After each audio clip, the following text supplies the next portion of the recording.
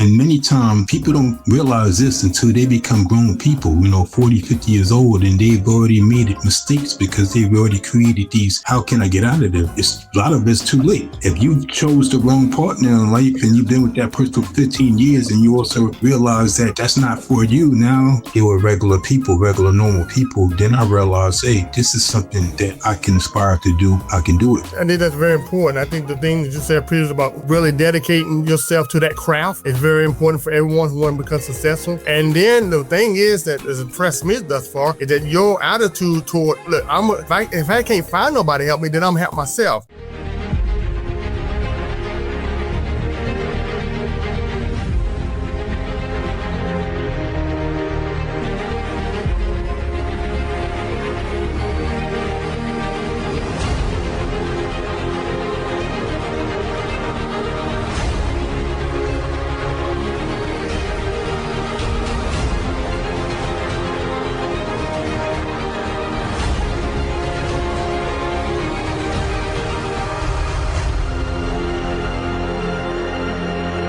Hello, everyone. Welcome to the Career Education Learners in the Podcast. I'm your host, Mitchell Rivers.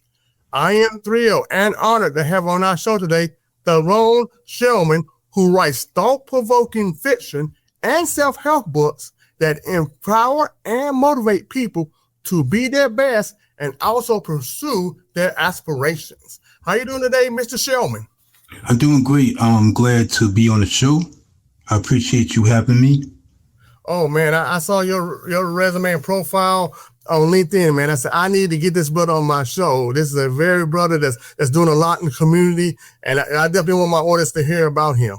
So, Mr. Shellman, tell us a little bit about yourself and your journey to your present career, which including writing books. Okay, well, how I first got into writing books was going to school, and I was reading a lot of stories about, African-American life, and many of the books weren't written by African-American authors. So at that point, as a young man, even as a teen, I wanted to write stories, not just stories, but also nonfiction and this literature that I felt that was worthy of being read and understood and truly exemplified, the Black American experience. Yeah, and so what's the name of the book that you held up previously? What's the name of that book? This is actually Third Eye Awakening 3, and it's part of a 5-book series dealing with self-development, self-empowerment, because our first job is our own lives. We get caught up in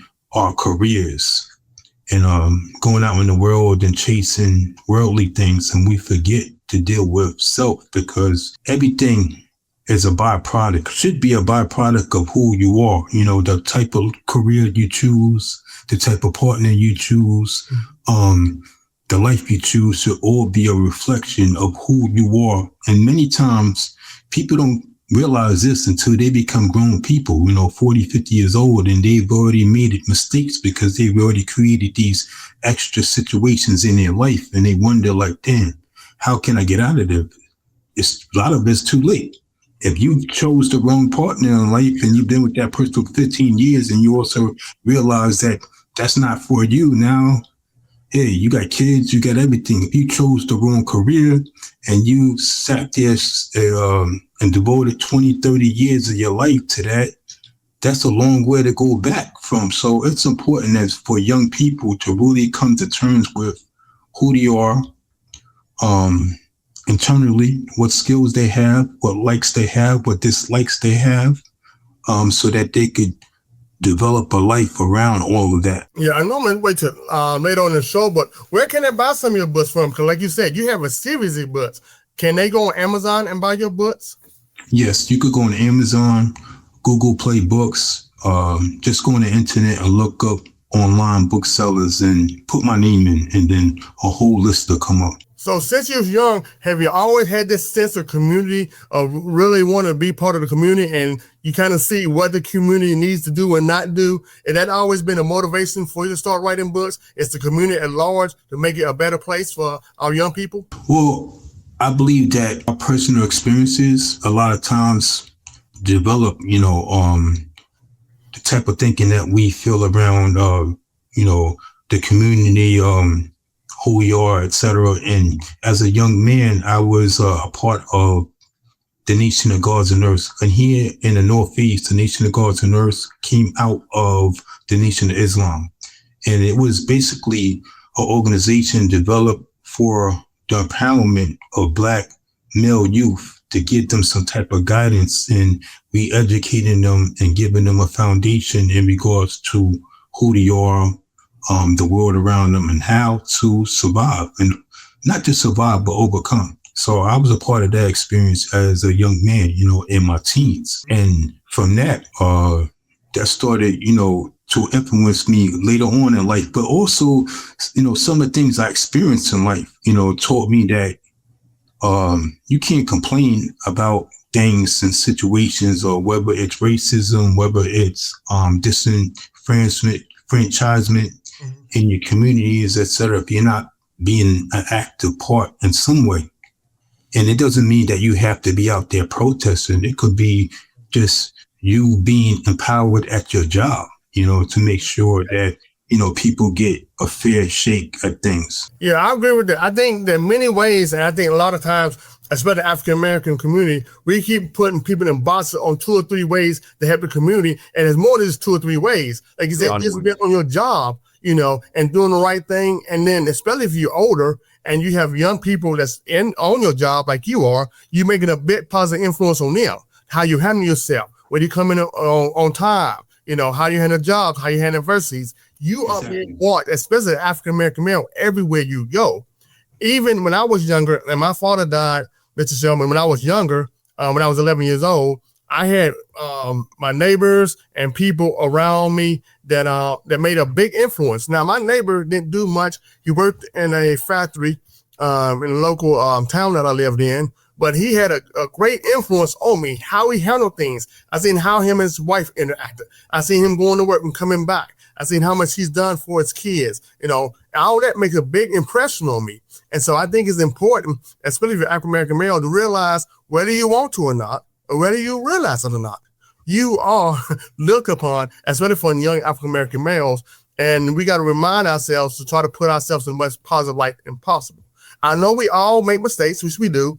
We all fall short, but what way can we contribute to make good, positive, as far as influences on our young people? Are there other ways you think that we can make positive influence on our young people in the community? Oh, yeah. Like you said, there's so many ways. There's no one written rule. A lot of times we think that, when we talk about people that are contributing in the community, we start to think about, you got to be a Malcolm X or something like that. It doesn't even, you could just be a good person on your block. Yes. That's it. So wherever you feel that you could fit in whatever way that you think that you can help, that's being a part. And it doesn't have to be in this major way. It could be just this simple way of having good integrity, morals, values, setting that type of example. One of the things I read on your profile, which is very unique in today's society, especially writing, is that you handwritten your drafts. Do you still handwrite those drafts? Yeah, I believe in that. All this new AI stuff, I don't know nothing about it. I will utilize it for other things, but I definitely won't use it to write. I believe that communication skills, whether it's speaking or writing, these are very old arts, and as we come from the first people that walked this planet. So, writing, communicating, that's an expression of who we are as beings. That's what makes us different. One of the things that makes us different than other species of beings that walk this planet, Yeah, I totally agree with that. And it's a way to give out a lot of people that creativity, right? And part of that arts. I'm come from a musical background. Well, I'm not musical, Mr. Shellman, but my parents were musical. My dad was a music teacher and my mom taught piano lesson and was a teacher. And so we supported the arts big time, music, art, theater, whatever it is, to make sure young people get a chance to use their creative juices other than, especially today, than watching video games or just on the computer or in the internet all day long. And so I think we need to continue to push that creativity, especially writing books. How many books have you written thus far? Because I've seen a lot of them online. Yes, I have 16 books. And the reality is I would have more. When I first came out in 2005, published my first book and then my second book, No Love Lost, after that. And then I had published about, I think, 5 other authors after that. So I spent some time, like probably like 3 or 4 years working with other authors and projects. Had I just really concentrated on myself, I probably would have at least 4 or 5 more books because I write all the time. It's like with anything else. When you, if you're a carpenter, it's a proven fact. It's already shown that if you just dedicate something like 100 and something hours a year to a specific craft, it will make you better than 90% of the people that do that craft. So if you do something constantly every day or just often, you become better at it. You become more skilled and developed at it. So writing is not a simple thing. I don't advise it for everybody to do, just like I don't advise that everybody be a carpenter or plumber, etc. But whatever it is that you do, if you dedicate yourself to the learning aspect of that craft, you definitely become better. You know, anybody that starts out with anything is a novice. They don't know nothing. They're going to suck.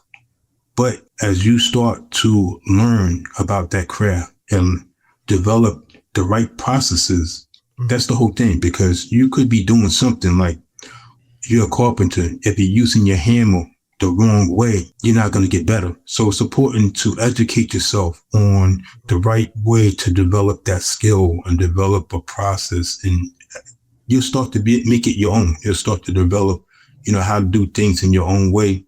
And did you have a mentor, or was that one person or a couple of people, or just someone to guide you when you first started writing books? No, actually, I seen there was a company called United Sisters Brothers Communications. I was a young man, and at that time, I was, believe it or not, I was incarcerated, and I seen a publication, and this publication had it was all like Black authors. Uh-huh. And they were independently published by this company, called United Sisters Brothers Communications. And we would get that magazine, like it was like a newspaper magazine every month. Mm-hmm. And we would look at the different books. And a couple of times I bought some books, and then once I seen the physical thing, it was different than like going to the library buying books, and you've never experienced anybody that that has written a book. So you sit back and say, I can't do this. But once I started buying these books and realizing that these were regular people that actually, did this, they weren't like, superstars or anything like that.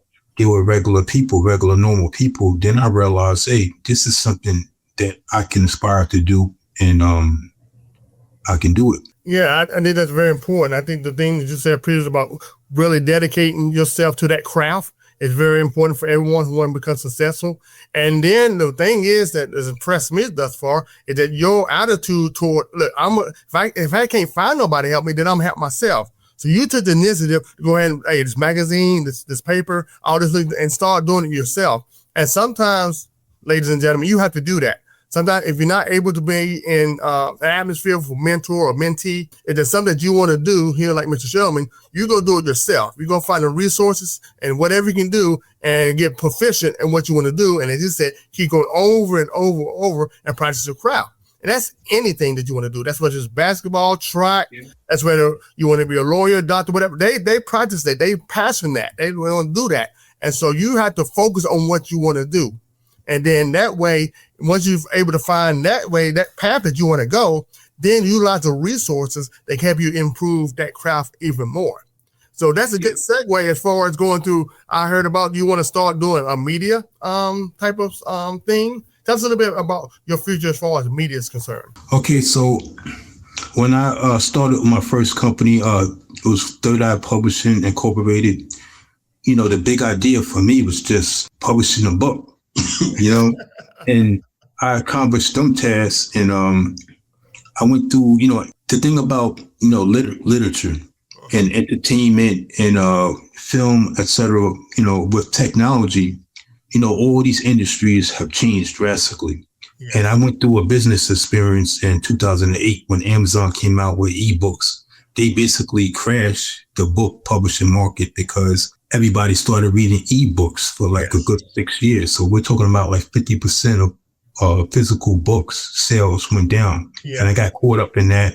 And I wound up having to start a new company. But before that, I sat down and thought about what it is that I wanted to do. And publish books. But at the same time, I realized that that's something I already accomplished. So I need to make my plan a whole lot bigger. So I said, I just don't want to write books. I want to develop audio, literary, and visual media products. So I wanted to do the whole, because I actually went to school. I went to school for screenplay writing in 2007. But it's something that I never pursued, but I did use in writing my novels. Writing some of my novels, I used the skills that I learned in that. And it's a process of discovery because I'm actually going back to school right now for some aspects of learning media. I'm going back to school for screenplay writing, etc. So yeah, I'm moving down different avenues. And that's fantastic. And see, ladies and gentlemen, that's what I've been doing too, as far as expanding my same thing with the podcast. All I thought about really was to have webinars, right? What I used to do back in the past, Mr. Shellman, is that when I was in banking and finance, I got a chance to go to different schools to talk about businesses. And when I talk about business and economics to students, I would ask them whether they go to college or the military, because I was in the military reserves, or what they're going to do with their careers. And I'm going to go to college, even community college, because I went there also, is that, they don't have no money. And so what I did from 2006 to about 2012, 13 is that I had a nonprofit where we go around to different schools and libraries and other recreation centers and talk to young people about getting money for school and whatever the endeavors they want to have. Because there's many opportunity and careers out there, I mean, if you want to be a cosmetologist, they make money. Barbers make money. Welding, air conditioning, heating, dryers, appliances. I mean, there's this array of careers out there which you make a very comfortable living doing. And so that's what I want young people to expand on. And so when I started this podcast, is that I just thought I was going to have webinars and seminars. That's it. But then somebody said, well, you need to get a podcast. So I said, okay, I get a podcast to expand that. So once I got a podcast, then somebody seen me that was starting a streaming service, Infusion TV service that's on Mogul Global Network. So then now my podcast is on there. And then I started doing a radio show. They said, you want some free advertising? I said, yeah. So why not start radio? So then that became my little media quote, quote, empire, right? So we have a podcast, I have radio, and I'm on streaming TV. And so sometimes things just pop up on you. You don't even realize it, right? I didn't even realize it until I was reviewing my business plan. The same thing you did, right? You visit, like, what can I do to expand what I'm doing? And in a sense, for young people, expanding your brand, because you want to get out there. I want to get out there that positive messages about careers, financial literacy, and education. The same thing you trying to do through your publishing. Yes. Particular theme that you have with all your publishing, is there something that you want to get across to your audience? Okay, so basically all of my work, whether it's fiction or nonfiction, is about expanding people's ideas. Mm-hmm. When I write fiction, I write a lot of times about social issues, and the characters are mainly Black American, but I take these social issues and I expand upon them, because a lot of times we get caught up in what the news say and what society thinks, whether it's about single parenting or about urban neighborhoods. I try to put a spin on, thinking broader about these issues. In regards to my nonfiction, many times, if it's not about a specific segment of entrepreneurship or career development, it really is about self-development, because I believe that's the start to everything. We can't deal with a career if we don't deal with the people first, just like this book I just shown. This book right here is really about skill development, the skills that we are born with, because all of us are born with skills that make us unique. And a lot of times we look at other people and we see what they are doing, and we automatically are attracted to who they are and what they're about. And we never took the time to really evaluate who we are and the special things that we have that make us an individual. Because as they say, what God has for you, nobody can take for you. So, and nobody can do what you're meant to do in the manner that you can do if you take the time, So the message I like to put out there in regards to self-development, self-empowerment is to really take the time to self-evaluate. Look at yourself. I had to do it myself. Then when you look at skills, you want to look at the different types of skills that you have, because there are hard skills and there are soft skills. A lot of people don't know the difference. And I put a list actually right here of skills, soft skills. And I'm going to, like, for instance, a soft skill could be adaptability, problem solver, collaborator, dependable, time management, critical thinking, self-confident, handles pressure well, creative, great verbal communicator, leadership, team builder, patient. Hard skills, proofreader, technical writing, creative writing, plumber, electrician, etc. So understanding the difference of what these skills are, because if you don't really pinpoint the difference between a hard skill and a soft skill, you will not know how to expand upon particular skills. But now, once you understand these particular skills, you can look at them and separate them and say, oh, I'm good at this, but I need to learn a little more.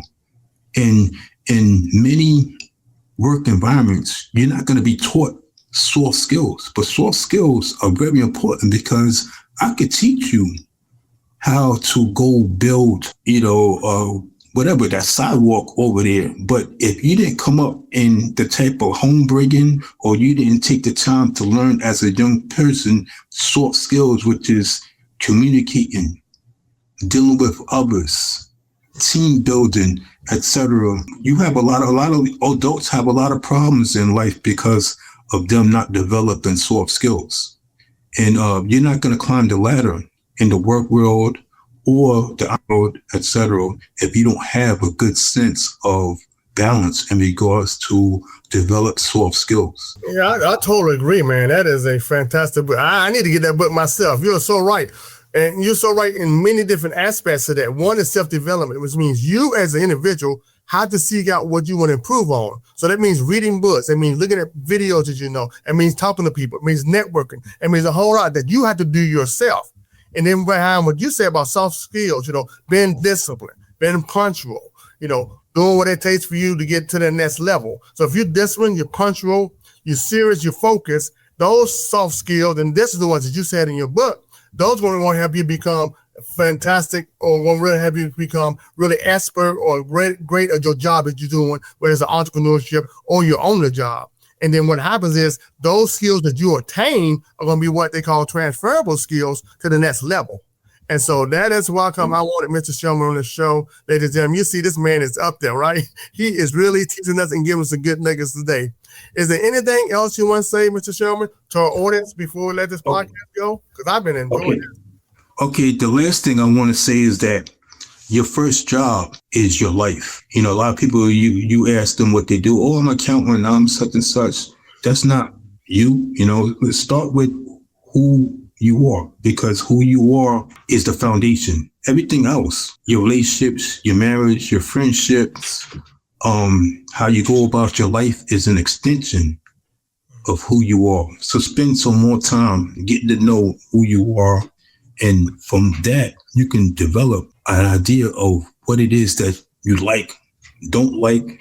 As they say, if you could develop an idea of what you don't like, then you can start to get down to the avenue of what you like and what you want. Well, I tell you what, man, this has been a fantastic podcast. I'm definitely going to review it again if I can take down some notes myself. But, there's some great nuggets here Mr. Shellman gave us today, ladies and gentlemen. And I just so much thank him so much for being on our show today. Thank you so much for coming on our show today. I appreciate it. It's always a pleasure to build. Knowledge is almost it's not ours to own. So you learn it, You got to teach it. Oh, one more thing. Let's go over. Where can they get your books from? I'm sorry. Let's start that over again. Where can they get these fantastic books that you've written? Okay, you could put my name in, just Google my name, go to Amazon, Google Play Books, any online sellers. And also, if you go to your local library, if they don't have my books, you could tell them to order it. All right. Well, you heard it first from Mr. Shellman here. And I'd like to thank our viewers and listeners for another terrific episode of the Career Education Learning Center podcast, where we make your career dreams a reality. God bless.